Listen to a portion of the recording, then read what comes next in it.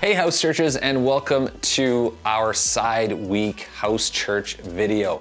On side weeks, we like to take a little bit of time to review parts of the sermon through a question that we've had, a light bulb, kind of like an aha moment, and then an application which we call an arrow. So we're gonna be talking about that.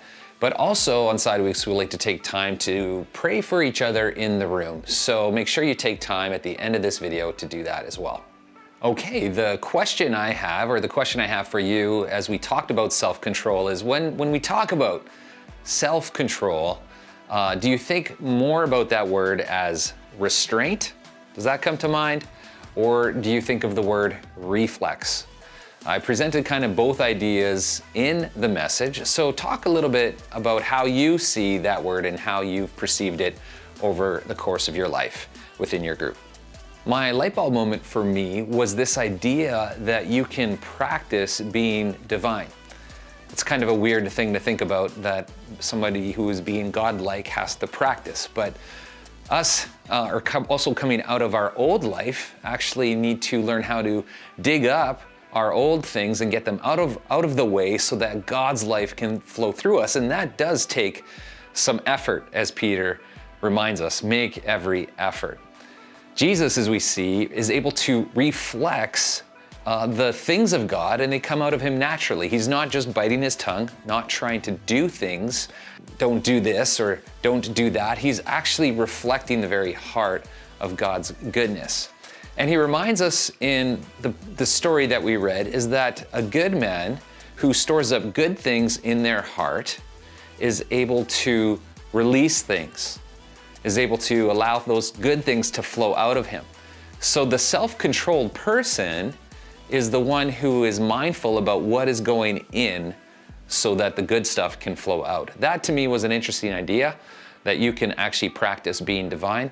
And Jesus points us to that through prayer and fasting. In prayer and fasting is a place where we can practice being who God created us to be. And that leads us to our arrow, which is the application for you today. What are we gonna do? We have one thing coming up that I think everybody can do, which is across all our sites, and it's our 24/7 prayer week. That is happening November 13th to the 19th. And there's really three things that you as a house church and you as an individual can do. Number one, I encourage you to sign up to go and participate, to pray over our 4 prayers in this time. The second thing I want you to do is commit to fasting during the day that you decide that you want to pray. So whether you decide to pray on 3 different days, or if you decide to just pray on one day for 1 hour, whichever day you decide to sign up for, choose to fast, because it's in that place that you can start to practice rehearsing who you are, in that secret place that we talked about, in that private place, rehearsing who we really are. And the third thing I'd like for you to do is decide on what it is that needs to come out of your life so that God can flow through your life, and you can build a house that is going to stand and it will never fall. Maybe talk about that third thing in your house church tonight. What is something in your life that is having a hard time? It's actually not looking like Jesus. It might be something like anger. Does anger need to come out of your life? Does unforgiveness need to come out of your life? Where is the area that you need to dig out? Is it lust that needs to come out of your life so that God's life can flow through you? Talk about the area that you want to identify and pray on during this 24/7 prayer week coming up.